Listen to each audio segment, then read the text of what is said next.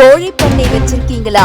புரதம் நிறைந்த கரையான் வீட்டிலேயே கோழிக்கு இறை எப்படி பெருகுது?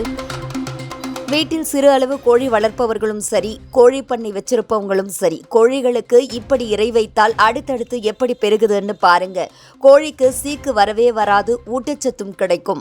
மண் வாசம் வீசும் ஒரு எளிய முறையில் கோழிகளுக்கு தேவையான உயர்தர புரதம் கிடைக்க செய்யலாம்.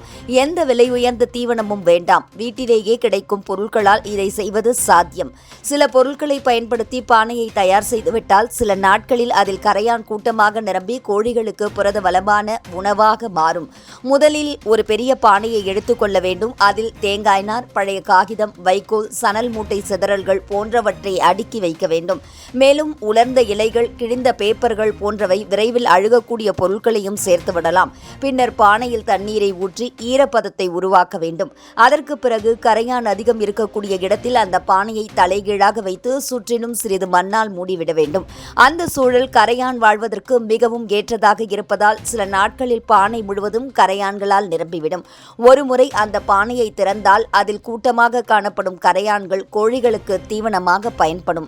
கரையான் என்பது புரதம் நிறைந்த உணவுப் பொருள். குறிப்பாக கோழி குஞ்சுகள் இதை பயன்படுத்தி சாப்பிட்டால் வேகமாக வளர்ச்சி அடையும். விலை உயர்ந்த கடை தீவனத்தை காட்டிலும் இயற்கையாக கிடைக்கும் இந்த கரையான் தீவனம் உடல் எடையும் ஆரோக்கியத்தையும் மேம்பட உதவும். சிறு விவசாயிகள் மற்றும் வீட்டு முறையில் கோழி வளர்ப்பவர்களுக்கு இது குறைந்த செலவில் கிடைக்கக்கூடிய சிறந்த வாய்ப்பாகும்.